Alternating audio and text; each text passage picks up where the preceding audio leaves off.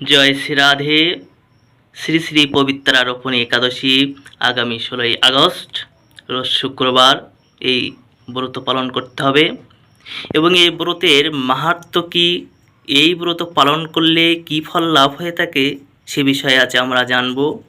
তো দেখেন, প্রত্যেক একাদশীর মাহাত্ম্য ভগবান স্বয়ং যুধিষ্ঠির মহাশয়কে বর্ণনা করে বলেছেন এবং এর গুণকীর্তন করেছেন। তো আজ আমরাও সেই ব্রতের মাহাত্ম্য জানব, শ্রবণ করব। তো যুধিষ্ঠির মহাশয় ভগবান শ্রীকৃষ্ণকে বলছেন যে, হে মাধব, শ্রাবণ মাসের যে শুক্লপক্ষীয় যে একাদশী, এই একাদশীর নাম কি এবং এর মাহাত্ম্য কী সেটি আমাকে বলে ধন্য কৃতার্থ করুন। তখন ভগবান শ্রীকৃষ্ণ বলছেন যে, শ্রাবণ মাসের যে শুক্লপক্ষীয় একাদশী, এই একাদশীর নাম হচ্ছে পবিত্রা রোপণী একাদশী। এই ব্রত পালন করলে আপনার বাষ্পেয় যজ্ঞের ফল লাভ হয়ে থাকে এবং এই পবিত্রা রোপণী একাদশী পালন করলে যারা অপুত্রক তারা পুত্র লাভ করবে। তাই আজ আমরা এই ব্রতের মাহাত্ম্য শ্রবণ করব। ভগবান শ্রীকৃষ্ণ ভবিষ্যোত্তর পুরাণ থেকে এই একাদশী মাহাত্ম্য বর্ণনা করেছেন। প্রাচীনকালে দাপর যুগে মহিজিৎ নামে এক রাজা ছিলেন।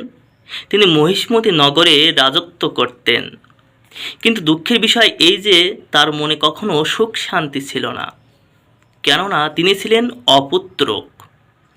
তার কোনো পুত্র সন্তান ছিল না, তাই তিনি মনে শান্তি পেতেন না।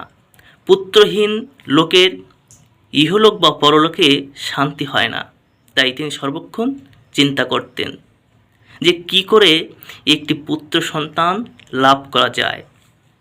তাই তিনি চিন্তাগ্রস্ত হলেন এবং প্রজাদের সম্মুখে এসে বললেন যে, হে প্রজাগণ, শোনো, আমি এই জন্মে তো কোনো পাপ কাজ করিনি এবং কোনো অন্যায় কাজ তো করিনি, অন্যায়ভাবে রাজকোষ বৃদ্ধি করিনি, ব্রাহ্মণ বা দেবতাদের সম্পদ কখনো হরণ করিনি, উপরন্তু প্রজাদেরকে পুত্রের মতো লালন পালন করেছি, ধর্ম অনুযায়ী পৃথিবী শাসন করেছি, সব কিছু আমি ধর্ম অনুযায়ী কার্য সম্পাদন করেছি, কিন্তু আজ আমি পুত্রহীন, আমার কোনো পুত্র সন্তান নাই।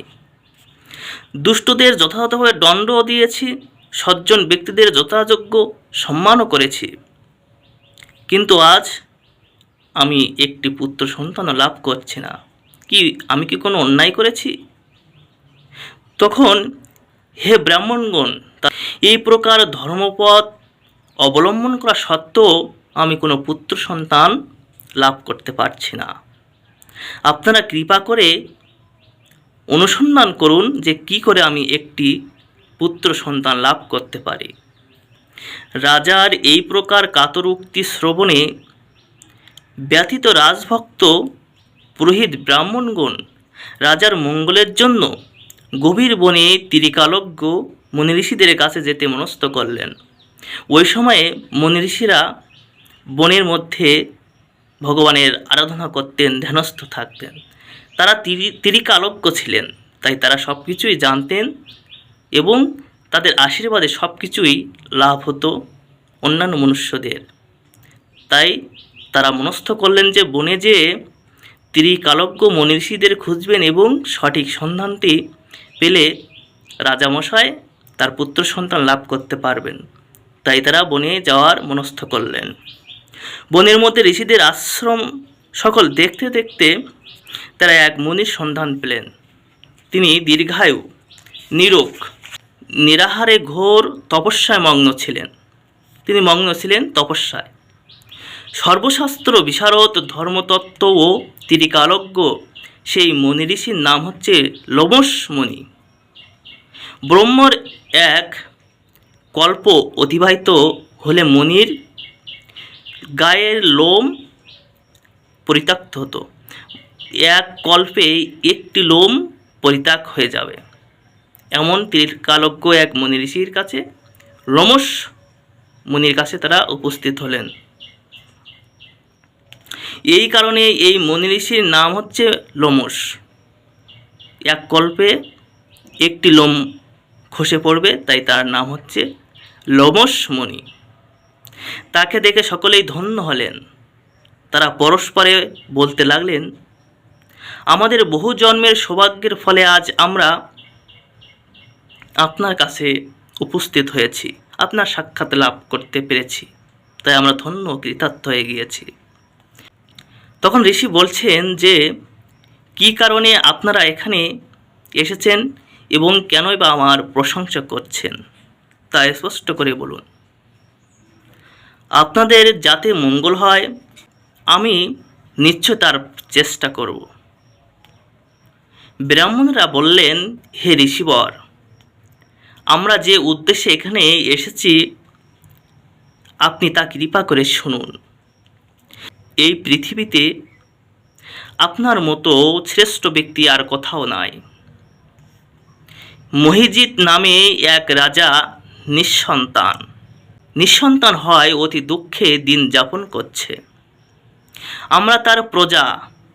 তিনি আমাদেরকে পুত্রের মতো লালন পালন করেন, কিন্তু তিনি পুত্রহীন বলে আমরা সবাই মর্মাহত। তার দুঃখ দূর করতে আমরা এই বনে প্রবেশ করেছি।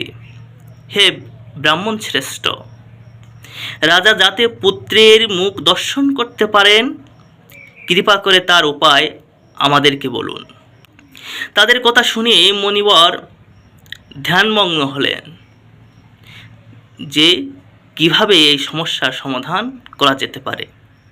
কিন্তু কিছু সময় পরে রাজার পূর্বজন্ম বৃত্তান্ত মুনি ঋষি ধ্যানস্থ হয়ে জানতে পারলেন।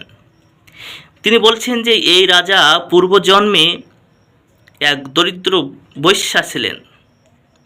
একবার তিনি একটি অন্যায় কার্য করেছিলেন। ব্যবসা করার জন্য তিনি এক গ্রাম থেকে অন্য গ্রামে যাতায়াত করতেন। এক সময় জ্যৈষ্ঠ মাসের শুক্লপক্ষের দশমীর দিনে কোথাও যাওয়ার পথে তিনি অত্যন্ত তৃষ্ণার্ত হয়ে পড়েন। গ্রাম প্রান্তে একটি জলাশয় তিনি দেখতে পান। সেখানে জলপানের জন্য তিনি যান। একটি গাভী ও তার বাছুর সেখানে জলপান করছিলেন। তাদেরকে তাড়িয়ে দিয়ে তিনি নিজেই জলপান করতে লাগলেন। এই পাপ কর্মের ফলে তিনি পুত্র সন্তানে বঞ্চিত হয়েছেন। কিন্তু পূর্বজন্মের কোনো পুণ্যের ফলে তিনি এই রকম নিষ্কণ্টক রাজা হয়েছেন। পুনরায় তিনি পূর্ণ কর্মের ফলে তিনি এই রাজা হয়েছেন। হে মণিবর, শাস্ত্রে আছে যে পূর্ণ কর্ম দ্বারা পাপ ক্ষয় হয়। আপনি এমন একটি পূর্ণ কর্মের উপদেশ দিন যার ফলে তার প্রারব্ধ পাপ দূর হয় এবং আপনার অনুগ্রহে একটি পুত্র সন্তান সে লাভ করতে পারেন। লোমশ মুনি বললেন, শ্রাবণ মাসের শুক্ল পক্ষিয়া পবিত্রা রোপণী একাদশী রয়েছে। এই একাদশী পালন করলে ভক্তিভরে তার মনের অভীষ্ট লাভ হয়ে থাকবে। আপনারা যথাবিধি তা সকলে পালন করুন।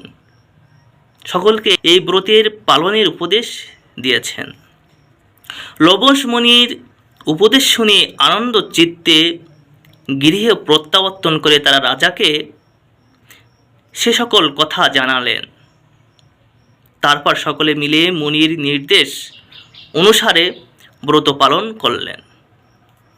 তাদের সকলের পুণ্যফল রাজাকে প্রদান করলেন। তাই সেই পূর্ণ প্রভাবে রাজমহিষী গর্ভবতী হলেন। উপযুক্ত সময়ে বলিষ্ঠ সর্বাঙ্গ সুন্দর এক পুত্র সন্তানের জন্ম দান করলেন। ভবিষ্যত্তর পুরাণে এই মাহাত্ম্য বর্ণিত রয়েছে। এই ব্রতের মাহাত্ম্য যিনি পাঠ বা শ্রবণ করেন তিনি সমস্ত পাপ থেকে মুক্ত হন এবং পুত্র সন্তান ভোগ করে অবশেষে দিব্যধাম লাভ করেন। তাই আমাদের সকলকে এই ব্রত পালন করতে হবে। সর্বপাপনাশক এই ব্রত পালন করলে সমস্ত পাপ দূরীভূত হয়ে যায়। এবং এই পবিত্রারোপণী একাদশী পালন করলে যারা অপুত্রক তারা পুত্র সন্তান লাভ করবে, সুপুত্র সন্তান। তাই আমাদেরকে রাত জেগে হরিবাসরে ভগবান শ্রীকৃষ্ণের নাম কীর্তন গুণকীর্তন করতে হবে, শ্রবণ করতে হবে। তাহলে আমরা সমস্ত পাপ থেকে মুক্ত হয়ে যাব, ভগবানের আশীর্বাদ লাভ করতে পারবো, ভক্তি লাভ করতে পারবো। তাহলে আমাদের জীবন সার্থক ও পূর্ণ হয়ে যাবে। এবং এই ব্রতের পালনের সময় হচ্ছে 17ই আগস্ট এবং 32শে শ্রাবণ ভোর 5:49 মধ্যেই এই পালন করতে হবে যথাসময়ে। আপনি যদি যথাসময়ে পালন না করতে পারেন তাহলে কিন্তু এই ব্রতের ফলটা নিষ্ফল হয়ে যাবে। তাই আমাদেরকে যথাসময়ের মধ্যেই এই ব্রতের পালনটি করতে হবে। জয় শ্রী রাধে।